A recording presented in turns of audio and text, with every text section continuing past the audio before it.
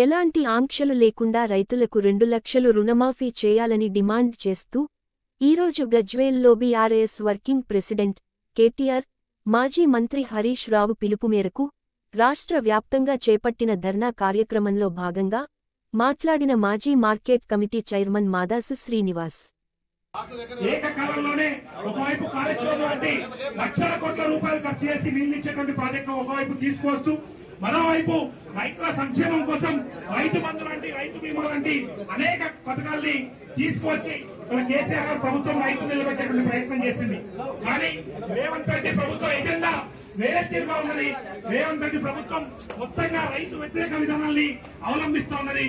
ఏ మాటలు చెప్పైతే అధికారంలోకి వచ్చినారో, ఎట్లాగైతే ఏకకాలంలో 2 లక్షల రుణమాఫీ చేస్తామని అధికారంలోకి వచ్చి 41,000 కోట్ల రూపాయలు అవసరం పడతాయని వాళ్లే అసెంబ్లీలో ప్రకటించి అనేక సమావేశాల్లో చెప్పి ఇవాళ కేవలం 15,000 కోట్ల రూపాయలకు సంబంధించిన పైచీలకు మాత్రమే అప్పులు మాఫీ చేసి కేవలం 40% మాత్రానికే రైతులకు రుణమాఫీ జరిగింది.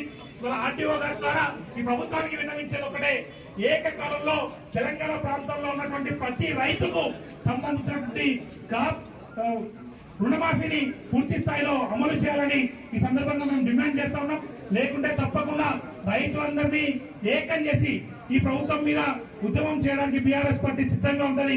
బీఆర్ఎస్ పార్టీ ఎజెండా, కేసీఆర్ గారి లక్ష్యం ఒకటే, రైతును తెలంగాణను పచ్చగా చూపడంతో పాటు రైతును గొప్పగా నిలబెట్టాలనేది కేసీఆర్ గారి ఎజెండా. కాబట్టి రైతులకు కష్టం ఉన్నంత కాలం కేసీఆర్ గారు రైతుల వెంబడి ఉంటారు. బీఆర్ఎస్ పార్టీ మొత్తం రైతుల వెంబడి ఉండి పోరాటం చేయడానికి సిద్ధంగా ఉందని తెలియజేస్తూ నాకు ఈ అవకాశం ఇచ్చినందుకు కృతజ్ఞతలు.